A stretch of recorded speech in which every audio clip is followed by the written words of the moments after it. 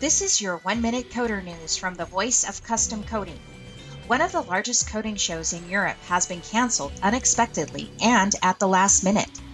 The European Coding Show, known as ECS, promised an event this September, but organizers announced that the next ECS, to be held in Nuremberg, Germany, won't take place again until March 2023.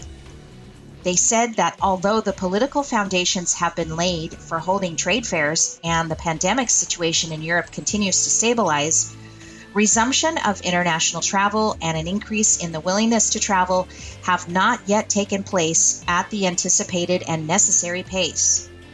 Could it also be possible that as physical conventions resume, booking availability will tighten, which could lead to destinations and seasonal times changing due to pent-up venue rescheduling? And that's been your 1 Minute Coder News. See you next time.